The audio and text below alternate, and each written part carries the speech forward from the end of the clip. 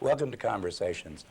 Some time ago, a friend of mine, I found out had hearing problems, and I wanted to see if I could get some help for him. He was a young kid, and I called Partnership Healthcare, I believe. And anyway, I talked to a lot of people to get through, and there was one person who just seemed all full of energy, and I figured, God, this is going to be some young kid. He's so energetic. And then I went to a dinner one night and met this person, and we got to talking, and we were the same people. And he was complimenting me on trying to get help for my friend, and I was telling him how good he was at representing the organization. And that person is on the show with me today. This is Mr. Joe Blackman. Hi, Joe. Greg, thanks for having me. Let's not pull any punches, Joe. Yeah, okay. Let's get mean with people. Let's tell them what we're going to do here. Okay. We want to tell people that they can get health care even if they don't have money, and that's what your organization is. I always get confused because there's Partnership Home Health Care, and then, but you are Partnership? Partnership Health Center. Okay. And you are located? 323 West Alder, which is right before the underpass heading north on Orange Street towards the interstate. Some people have referred to us as the county clinic. Okay. Because And we you're in are a associated new with building. the county health department, right next to the old county health department building. Before that building, what was going on? I believe they were trying to provide community health care through the health department on the second floor of the health department building. And as I remember correctly, there was just not enough room, no space really to provide any services at all. I was up there for shots or something, and they were trying to do child care and anyone who dropped in, Right. and it was. And so now there's a whole new building. We talked about grants, so let's talk about the funding for this. Some of it comes from county, I assume. Some, I would imagine, yes. And you are, in some sense, I should be asking the questions. Who makes the decisions for Partnership Healthcare? Karen Collins is the executive director. Okay. And she works with a board that I believe is not just one of those boards that shows up every couple of months and here's what's going on. I believe they're a very active board, and I believe the board also includes a number of physicians in the community. They're very active in writing grants, specific grants for treatment of specific problems or illnesses or diseases, what have you. And I believe that's what's really changed the face of the county clinic and turned it into what Partnership is now, is that ability to get separate grant monies into the clinic. It has turned into kind of a big deal. It's a big clinic. Yeah. From what I used to go up and get shots and things, and it was just a little rabbit warren. This has got space. What about staffing for the new facility? 2 full-time MDs. We have 2 full-time physician's assistants. They each have a team of medical assistants or LPNs or RNs who work with them through their shifts. So, golly, we can see a lot of people during the day. There's just no question about it. Let's talk about the range of help you can get. 2 physicians can't diagnose everything. What happens when a problem comes up that is out of their range? Or for the physician's assistants, for that matter, as well, right? Even though they are under direct supervision of the MDs, we can diagnose a lot of things. What we can't typically do is treat a lot of things within the clinic. And if we suspect a diagnosis, let's say of a neurological nature, we'll probably have to get one of the local neurologists in the community, an expert in the field, to see that patient. And that's where part of my work comes in, and that's how you managed to get me on the phone, I think, is you were looking for a specific type of help for a friend. What I will do is follow one of our doctor's orders and attempt to get a consult set up with a specialist in the community, either for a neurological exam or for an orthopedic exam in the case of somebody who might have a broken foot or something along those lines, or may require surgery. I have a coworker who helps and establishes relationships with surgeons so that our patients can get surgery. For a long time, people in the community who were poor would wait, and if they thought it was serious enough, would go to the emergency room at the hospital, whether they could pay for it or not. But they'd hold out and they'd hold out. I mean, Oh yeah. somehow that mentality that everything must be paid for and that this society doesn't owe us anything. How does this fit into that? Well, by the way, people still do that. Well, yes, I'm sure. Where we fit in is hopefully nobody is going to be turned away from the clinic for lack of funds. That's one of our mandates, is nobody gets turned away. We will see any patient. Whether they're working, have insurance, or not makes no difference. If they're working, we develop a sliding scale fee agreement with them based on their income. If they're not, I don't know the specifics, but I know they don't get turned away, and I know that they're not going to walk out of there with a bill that they can't afford. So, because of that, if you have a condition and that you're nurturing, you should go to the clinic first rather than waiting until Oh, absolutely. you're falling down sick and running 105 temperature and that sort of thing. Oh, absolutely. Okay. Yeah, for me, it's common sense, and yet in our society, it's really hard to let common sense kick in, because there are genuine fears that there's going to be this gigantic bill that I'm never going to be able to deal with if I go get checked, that sort of thing. And those are legitimate concerns, but I think by visiting partnership, we can at least address the financial end of it, that there shouldn't be any reason to not get medical care because of financial issues. And that's the point of our clinic. That's great. And how are, you talked about grants. You're getting a lot of extra. What are some of these specific grants that interest you? I work with the Ryan White program, which is primarily, and with Title III, which is to provide medical funding support for people with HIV and AIDS. That would be one. We have a separate grant for breast and cervical cancer diagnosis and treatment. We have separate grants for diabetes treatment. Actually, I'm so new there, I don't even have a handle on how many grants are being written or have been written, but it's just apparent. Well, you mentioned one to me that's a big part of our organization. You mentioned one to me that interested me, was for working with homeless people. Ah, right. Sorry. But, How easy it is to forget. We were just talking about it this morning.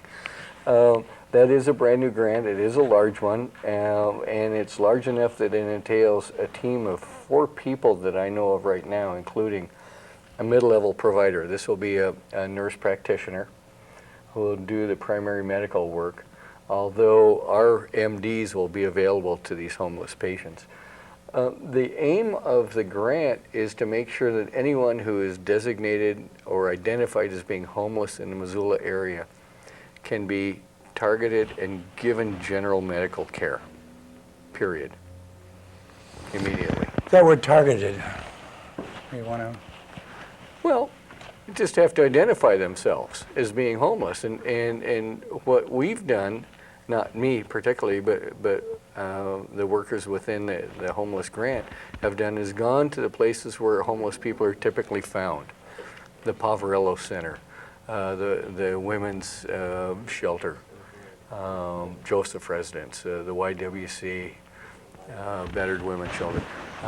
And there's even talk of outreaching under bridges and whatnot to find people who are genuinely homeless, find out if they have medical concerns, and to make sure that they get in to see a doctor. I worked at the Oxford for years and years. So I know a lot of people like that, or they've come through my life. There are, goodness, there are places up in the mountains where the hardier congregate and backpack and stay in the summer.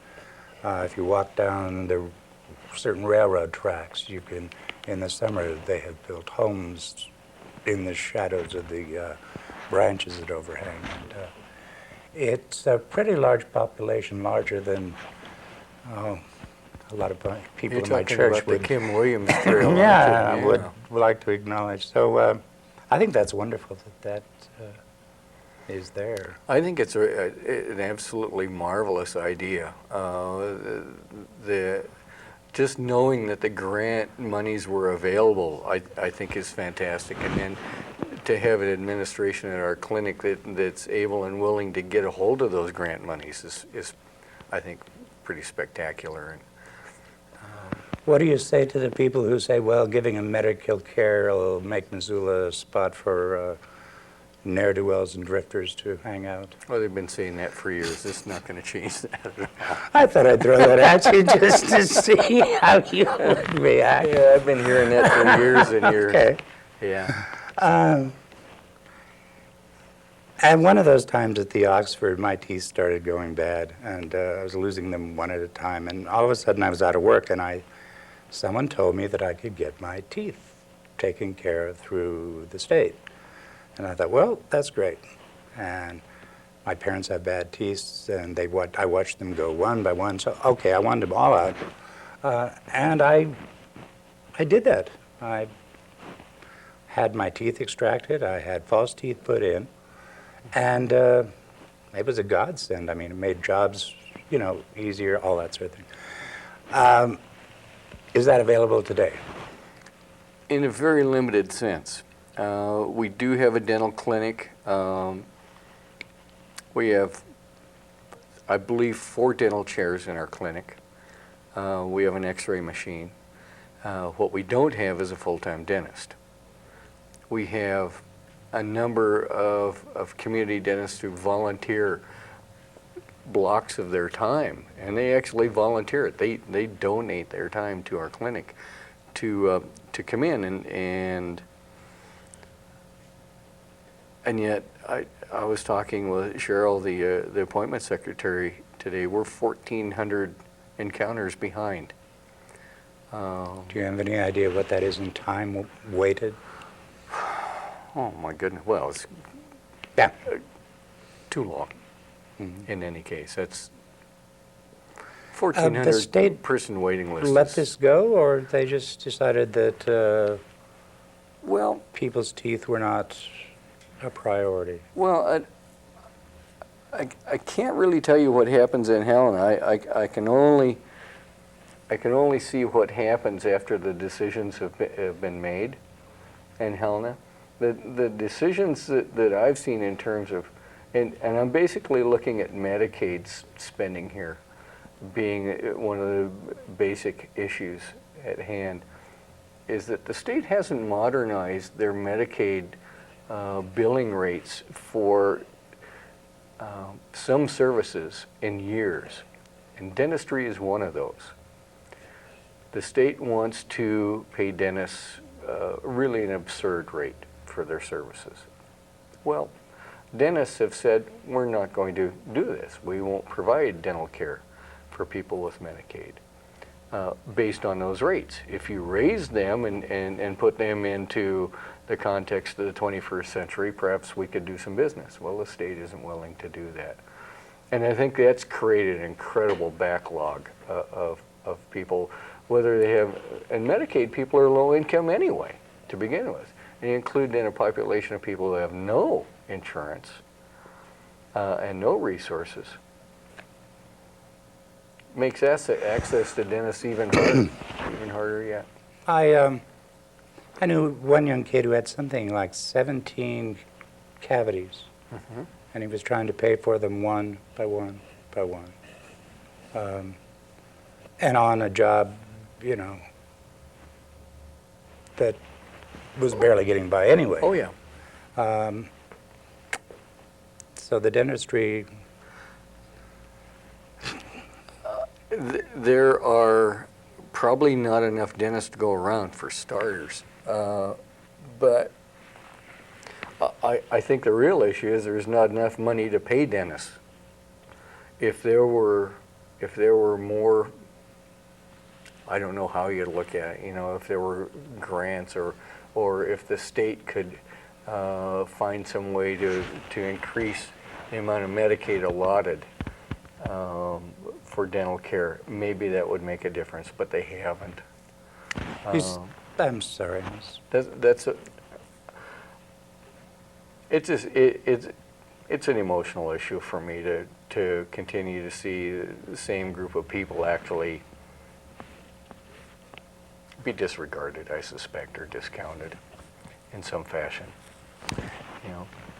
As long as we're on a high note here. Oh, high note. Let's okay. move on to what you called to me the other day, the other crisis in Montana's health system, and that was mental care. I'm vaguely aware of some of what was going on a few years back, and they tried to put it to some big conglomerate that was going to take care of everything, and then failed, and somewhere in there I've lost interest and it kind of slipped away. Yeah. What happened? I think everyone who didn't have some sort of mental health problems lost interest in it as well. The issue again was Medicaid and Medicaid expenditures and the concern on the part of the state that the expenditures were too high and that they needed to be controlled somehow or lowered or something. The decision in Helen, and this is on the part of the legislature and I think at the direction of the governor, I'm convinced it was at his direction, was that you simply turn the Medicaid money over to private industry. They're more efficient than government is at managing these sorts of things, so we can certainly count on them to reduce the Medicaid expenditures simply because they're more efficient. Well, it turned into a comedy of errors, and by the time I think they finally asked the third HMO to leave the state mental health system. They're consecutively or? They'd successively been bought out by the other, I think is what it amounted to. Is that the state was finally forced to ask the company to leave because they really hadn't accomplished anything except perhaps leave the state with a lot of money that could have otherwise been used in direct services to clients. And what's happened at this point now is that there is even less money being allocated to the mental health system than there was prior to that. And that must be 6 years back at this point. The fees, I think, are established in such a point similar to the fees in dentistry, to where they really don't reflect the market value for fees right now. Some therapists will still use the state mental health program, but very few psychiatrists will, if any, unless they're subcontracted through a mental health center, for example. I can't think of any psychiatrists in Missoula who are contracted with a state plan because the rates are unrealistic. And they'd actually refused a contract with the state prior to that whole HMO contract thing. And yet the state went ahead with it anyway. But I think most everyone knows that, don't they? No, I don't think it. A lot of people do know that. Oh. That's why I do shows like this. Oh, okay. And so mental health problems, well, let's go back to the clinic. People come into you. Are you just physical health, or do you try to find some way to help them if they're having emotional problems? We try, but we can't because we're not trained to do it. We don't have a psychiatrist in the clinic, and that's primarily what we would need.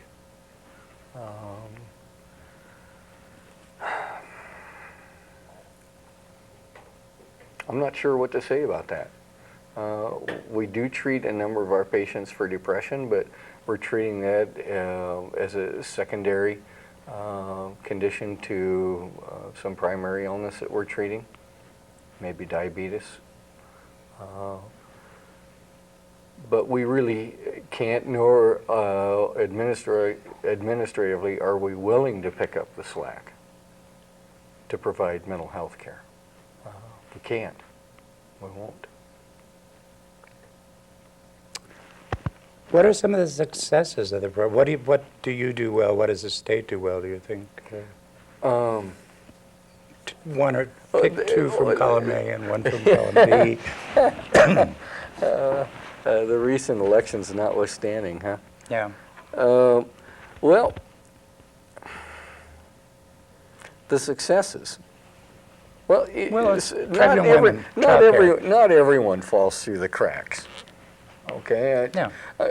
Unfortunately, right now in the state of Montana, if you're mentally ill and if you don't have Medicaid, you're going to fall through the cracks. If you have Medicaid, you're probably going to get pretty good treatment.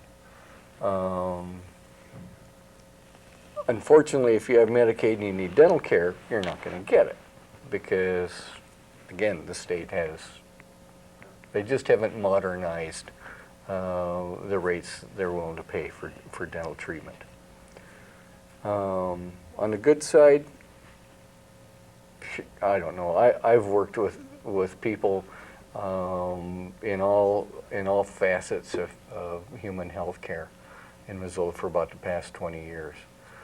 And the good news is there are a lot of really dedicated people out there helping people who don't have assets, who need a lot of help, regardless of whether it's for physical health or mental health or for social needs like housing.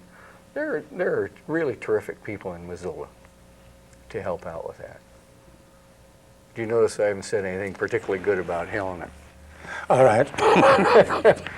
I'm really fed up with state government. We elect those people to take care of us, and they're not doing it. That's their job, and they're not doing it. I have some connection with state government. Why do you think that is? I mean, these are not, I don't run into very many evil people who want to see people suffer. Oh, I don't assume people are necessarily evil until I've got to witness their behaviors firsthand for a number of months. Maybe ignorance. Maybe they really don't know what it is that they're dealing with. I don't know. But geez, Greg, you know, in the mental health thing 6 years ago, when they were proposing this plan with an HMO to manage the mental health plan, the Montana Psychiatric Association said, don't do this. If you do, we're not going to be a part of it. Well, you can't run a mental health plan without psychiatrists. And this was, in effect, every psychiatrist in Montana saying, don't do this. This is not a plan that we're going to participate in. And they did it anyway. Now, I can't explain that behavior. I don't know why that is. They say they're driven by good intentions, you know, to save money and make it fiscally viable, but it doesn't make sense when you bring it down to this level and see what happens. And I think there are other things built into the system that just sort of opt against certain kinds of, I don't know. When we did Outspoken Magazine, we got invited to a meeting in the health department. And they were trying to figure out they were trying to figure out how to build a better gay community, you know, to prevent AIDS and this and that. And the young man that I developed it with turned to me and said, isn't that what we're doing? And the point being that these people could not see that right up in front of them was a proposal that could have and would prove to do exactly what they said they were trying to do. Now, I've seen that in HIV prevention, that you get these strange things that, I don't know, somehow things get overlooked or there's a perspective that shifts or rescue me here. Yeah, well, I'm not sure what I'm rescuing you from. Well, We've talked before, and you know I have some fairly harsh opinions One that speaks, I think, to some extent for this is that as a society, I think we have a tendency to denigrate the powerless. I don't know why that is. It's sort of like a variation on a German concept of Schadenfreude. You know, you have a lot of fun at someone else's misery. But in this case, you know, I see lawyers working over rape victims in courtrooms and thinking, what the heck is this all about? I see congressmen saying that homeless people, you know, are the scourge of our society and something needs to be done with them. And I hear other congressmen saying, hell, just give them laptops, you know, and let them enter the generation. They don't seem to understand. I don't believe that they're aware of what it's like to be poor. I don't think they're aware that the poor or whatever are people like them. Or I find this as someone with HIV, that all of a sudden I become objectified when that comes up. I become part of a class as opposed to an individual. Mm-hmm. You and I were together by accident at lunch the other day, and Mm-hmm. 3 healthcare workers were having a discussion. I was invited to sit in because I knew everybody, but Right. all of us, now I was somebody they know, but all of a sudden it would be, well, what do you think of that, Greg? And the tone of voice was just like, as one of those. Yeah, Does that- I saw it more as a peer. At least that's the way I was responding to it. That you probably know more about it than we do. So why are we making all the noise? Why don't we ask you? Maybe it's in my head, but I do feel that sometimes it just, we objectify people who are different, who are poor, Well, and we create myths about them when there are all kinds of reasons to be in poverty, and that we ourselves could be there. And I get in these meetings where they're talking, for instance, about intravenous drug users, as if they were far distant. And every once in a while I'll say, well, I could be an intravenous drug user. The idea that all of these people, that HIV-positive people, the drug users, that the poor, all live out there and they're sort of separate from us. and they live right next door to you. And we can figure out how to handle their problems. And once you decide that you can handle the problems of a group that you don't share close association with, you're in for big trouble. You got it. Okay. You got it. I wandered away there. Yeah, no, that's all right. Well, I should probably say at this point that I do have some rather liberal views, and that it is best that, you know, the administration of Partnership Health, is they may be watching this, is that I'm not Nobody trying to watches. represent There's one the lady who watches who tells me. administrative platform of the clinic. You know, that's. I think it's great that we have the clinic, and the whole purpose of this show is to get out the message that if you're suffering, if you don't have health insurance, that is the place to go, and that you don't have to. And you don't have to be ashamed, I hope. There is this whole kind of thing that you have to buy everything in this society, and you must therefore buy medical care and legal care, and there's something kind of wrong, and you should feel bad about going to see if there's a way of getting something for free. Absolutely not. Anecdotally, I mean, maybe 2 weeks ago, I was asked to meet with a man probably my age and his wife, who were in that position that we discussed, where he had neglected a medical condition for so long that he just couldn't neglect it anymore. And it was all out of financial concerns. I can't afford this at this point. But it had gotten to the point where I couldn't afford not to anymore. And I don't know that he was ashamed, but he was definitely really concerned. I don't know where else to go, was basically what he was saying. I think there's sort of a kind of anxiety too. Boy, the first time I ever had to go to a lawyer and fight somebody in court, I was petrified. Yeah. Well, and I'm thinking about young people, you know, to not only go to a doctor, but not to have any money, and it seems so hard. You know, I mean, I really worry about the young people who let these things slide. Well, yeah, if you're talking about somebody who's in his mid-50s and you know, is survived, you know, as long as he has and is still avoiding medical care just based out of financial concerns, golly, you know, it really ought not to be necessary.